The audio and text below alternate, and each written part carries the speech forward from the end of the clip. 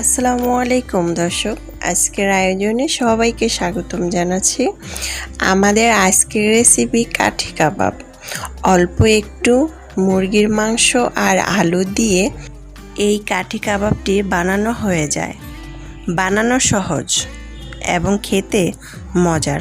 এরকম রেসিপিগুলোই বেশি ভালো লাগে। আশা করছি আজকের রেসিপিটিও আপনাদের ভালো লাগবে। ভালো লাগলে আমার চ্যানেলটাকে সাবস্ক্রাইব করে লাইক দিয়ে শেয়ার করে কমেন্ট করে পাশে থাকবেন। প্রথম থেকে শেষ পর্যন্ত ভিডিওটা দেখবেন। আমি এখানে মাংসর পিস নিয়েছি 6 পিস।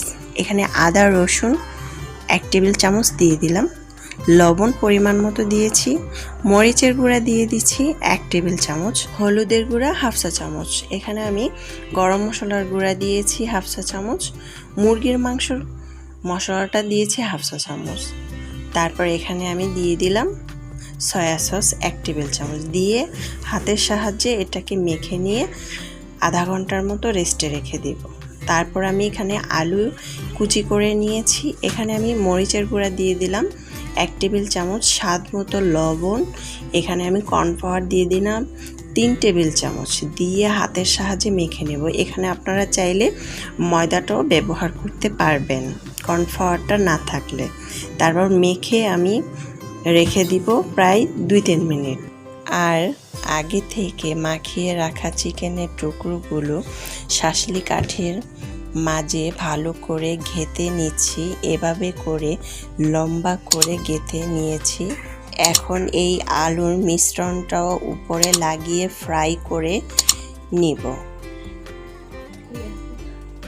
যদি ময়দাটা কম হয়ে যায় তাহলে আরও একটু ময়দা দিতে পারেন বা কর্নফ্লাওয়ারটাও দিতে পারেন। তো আমার মাখানো হয়ে গিয়েছে।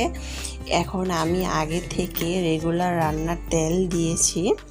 তেলটা যখন ভালো করে গরম হয়ে গেছে তখন আমি সবগুলো তেলের উপরে ছেড়ে দিয়ে এপাশ ওপাশ করে লাল করে ভেজে নিব।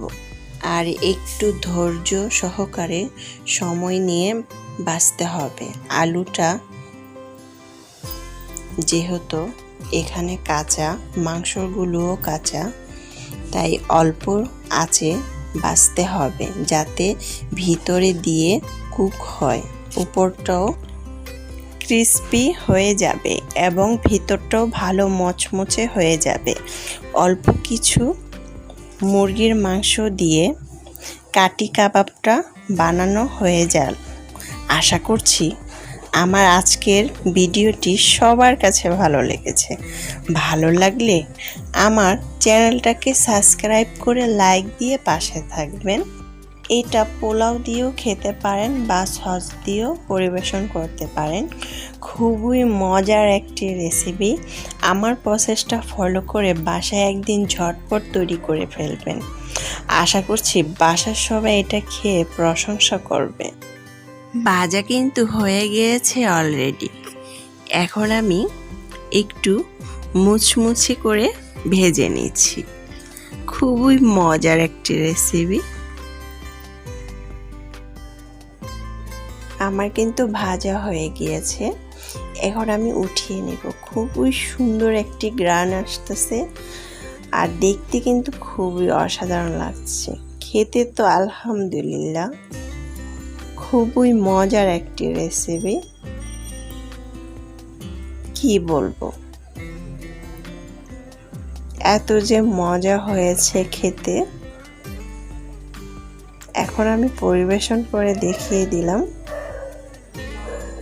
আপনারা নিজেরাই কিন্তু দেখে বলতে পারেন কেমন হয়েছে আজকের রেসিপিটি। আল্লাহ হাফেজ।